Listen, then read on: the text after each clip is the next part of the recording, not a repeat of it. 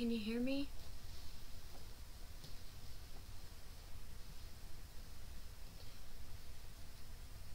Let me know if you can hear me, guys. Hello, everyone. Thank you for coming in. Hi.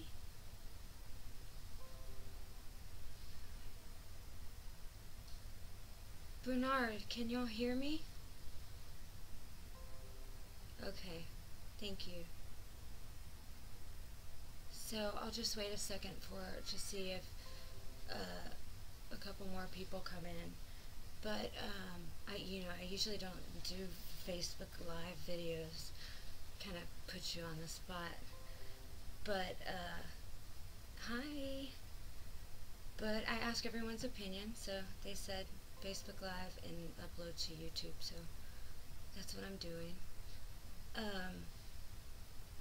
And I'm not going to make it real long, but I wanted to speak a little more about what Mike and I spoke about the other day, and that is the cash-in-transit heist and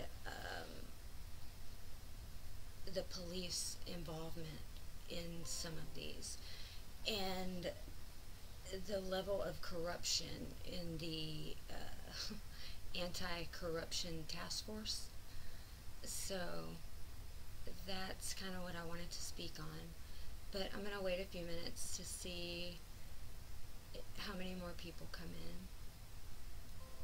I've never done this on my computer, so this is different. I usually can't get it to work at all. Hey Dion, how are you?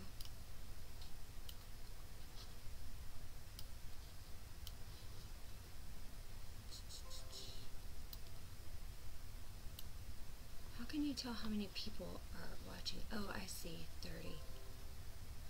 I'm new to this, guys, okay, so give me a break.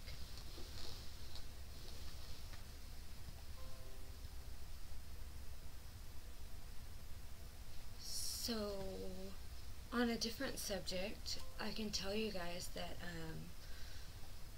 I got a phone call, of course, at 3 o'clock in the morning, again, from there. Sometimes people don't know what time it is here, but I was awake, and I know that I told you guys I would hopefully give you on the 21st the information about where the proceeds from My Turn South Africa are going to go.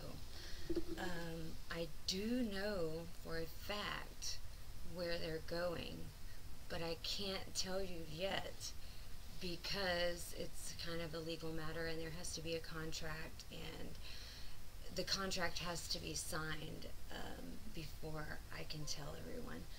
But I can tell you that I am so excited about this, and I know Alice is too, because this is the best thing that could ever happen as far as either one of us are concerned, with the proceeds from the book being distributed and who will be responsible for the distribution of these funds. I really don't believe there could have been a better choice. So I want to tell you guys really bad. I really want to tell you, but there are some people that would be very unhappy with me, so I will not. But I will tell you that I don't think anyone will be disappointed. I think the overall majority will be happy with the decision of where the funds for the book are going to go. I hope you are. I hope you guys are as happy as I am, and Alice. Okay, so I'm going to go ahead and start speaking. Sorry, let me turn my ring off. Hey, Kurt. Okay, so the other day, guys, I did an interview with Mike, traditional Mike. He's from Australia, and we spoke on the recent string of gun shop robberies, which I've been told that this has not been an issue before now as far as the gun shops. And we spoke a little bit on the cash-in-transit heists, which, until thoroughly researching, I did not realize how huge of an issue this is. The number of these blew me away, and just the level of planning and execution of these is shocking, because they happen in broad daylight, and security people executed, shot in the back of the head, the tires blown out. This all is very systematic and planned, which leads people to believe that, it's something greater pushing this. And then to find out that more than our 1 billion has been stolen in this way in the past decade, that is that amount of money can cripple an economy, and your economy is already crippled. You don't need any more harm done. So after I did that interview with Mike, I spent a couple of days researching some of these things more in depth. And what I found is that, so Hawks is supposed to be the anti-corruption task force, but they're thoroughly corrupt. And when I say thoroughly, I mean thoroughly corrupt. And I don't know if it would shock everyone to know this, but I read that 70% of these cash-in-transit heists have police involvement. That's crazy. That's insane. 70% of these. And the number by the South African banking fabric is 2,900 cash-in-transit heists since, I can't remember the exact date. I don't remember. Anyway, so 2,900 in the last years. I said the date the other night. And so 70% of that is believed to have police involvement in planning. So that's just heartbreaking, actually. So what I did is I found a lot of different instances where, number one, on Hawks, which I've heard they're going to be disbanded and taken apart. Is that true? Yeah, I know it's normal, but it's not normal. I promise you, this is not normal. I know you guys are used to this, but this is messed up. This is not a way to live. Yeah, it is about time the rest of the world sees how bad it is. And that is what I try to do every day, is show them. So I found a report and the report was on 2/21/2019.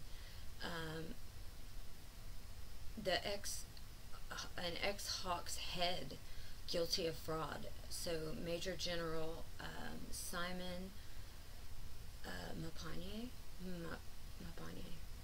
I guess. Don't make fun, okay? Found guilty of fraud for submitting false travel claims of about R20,000 in 2010. And it went on to say that basically what he was doing is submitting these travel claims and getting this money, and he wasn't going anywhere. So he stole, about R20,000 rand. And that was 2010, and he's just now being convicted. That's crazy too, because to take 9 years to be brought to justice, wow.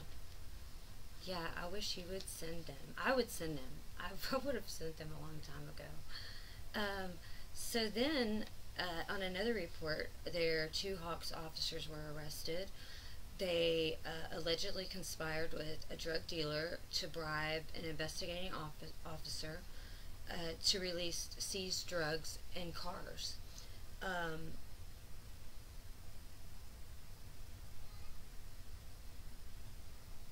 and I think they were convicted. I don't have that written down, but so also a report on 11/2018, Hawks helped drug lords in Durban. Officers from the Organized Crime Unit, the National Intervention Unit, and the Dog Unit passed sensitive information of intended drug busts and wiretaps to a Phoenix drug lord. A senior Hawks officer said several policemen, including some that reported to him, were on the books of a prominent Phoenix drug lord. So this commanding officer, a lieutenant colonel, was currently under investigation for having links to a rival drug lord. Wow. And these are the officers that are making decisions on who to arrest and charge with treason for owning an old firearm that needs to be restored. I'm sorry, but these people are not to be trusted, and they should be making no decisions on who goes to jail when they need to go to jail. So August 2018, police arrested 5 of their own for cash-in-transit heists. And I believe those were Hawks members. So 5/31/2018, Sabrick reported in 2016 to 2017, in their report, it states that 70% of cash-in-transit heists involve SAPS. 70%. Every aspect from missing dockets to the act of robbing these transit vehicles involves crooked SAPS members. On June 13th, 2018, report, a female police officer arrested in connection with a cash-in-transit heist. She was romantically involved with a cash-in-transit kingpin. She was fired for giving the suspect a car to escape. So there are so many more reports. I could go on for hours, but my question is, in my research of these cash-in-transit heists,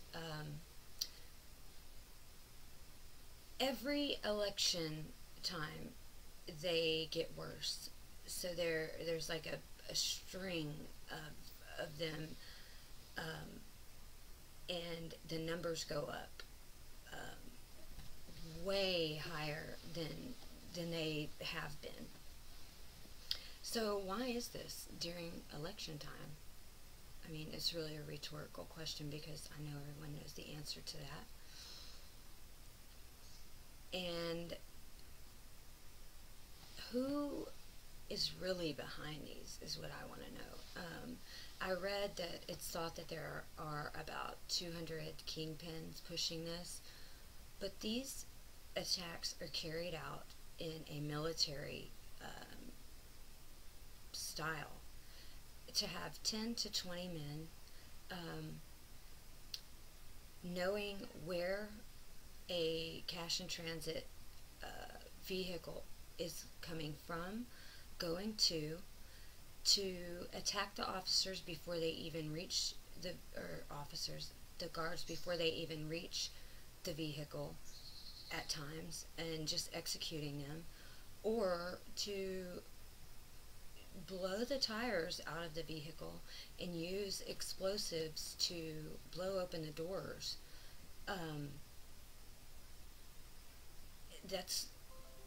That is planned. That is systematic. This is not just a bunch of criminals just, in the dark, not knowing what they're doing. They know exactly what they're doing, and someone is training them to do this. I also read that it is believed that some of these kingpins are ex-military, ex-police, of course, which makes perfect sense. And I think I said before that the BBC reported that this should be a national emergency, and I agree. Yeah, I read that too, that some of the cash and transit heists are orchestrated from the ANC headquarters. I don't know that to be fact, but there are reports, yes, that the ANC uses the EFF to do the dirty work. I think everyone knows that. So I mean, it's widely suspected and known, but proving it is another thing. So, I don't know, it's just crazy, but so it leads me to believe that during election time, these attacks ramp up to raise money because they have no money, because they have looted the country for every dime, um, for corruption, for their mansions, their Lamborghinis, their kids to travel on private jets with wads of money and gold AK-47s. So, yeah, all the defense forces are involved. And for me to read that a military base was robbed of its weapons, that's the second craziest thing I can ever imagine happening in my country. The first craziest thing is somebody singing "Kill the War" in Congress, in my government. That's the craziest thing I could ever imagine. But the second craziest thing is for a military base to be attacked or robbed for their weapons. And, I mean, it would be a suicide mission. It would never happen. But I've seen your military as of what they are today, and I've also seen what they were in the past. And it's such a shame that a first world country with a world class military and world class economy and just a, a beautiful, amazing place has been just looted, destroyed over a 25-year period to a point where people don't even believe that it can be fixed. Some people don't. I don't know. I don't live there, but I do see the difference, and it makes me very sad because it's the destruction of an entire community of people. To take away people's freedoms, their very identities, their ability to work, their livelihood, and support their families, for you to go to school and go to college and have an education and not be able to gain employment because of the color of your skin is very just depressing, shocking, and it's not right. And my greatest hope is that intervention comes soon. I know that a lot of people are unsure of the future, afraid. They don't know exactly what will come, if intervention will come. But I just have to have faith, and you guys do too, because I can't believe that everything that's being done and been done by good people there in your country and people in my country and all over the world is for nothing. I can't accept that. I will not accept that. And I just hope that something comes soon. And I believe it will. And so I just ask you guys to keep faith, and we will continue to keep doing what we're doing and pushing back. And that's the thing, is to never give up. I've learned myself that by sheer determination and love, you can accomplish amazing things. To know that people all the way on the other side of the world, in a tiny community, know my name or speak about what I do actually blows me away. I never had any idea that anyone would know me. My plan was to inform Americans. So just, we can't ever give up. We have to keep pushing back and keep fighting, because the moment that we stop is the moment that we allow them to win, and they will not win. I won't give up on you guys, so I ask that you don't give up on yourself, and don't give up on me. So that's it, guys, and I will talk to you again soon, okay?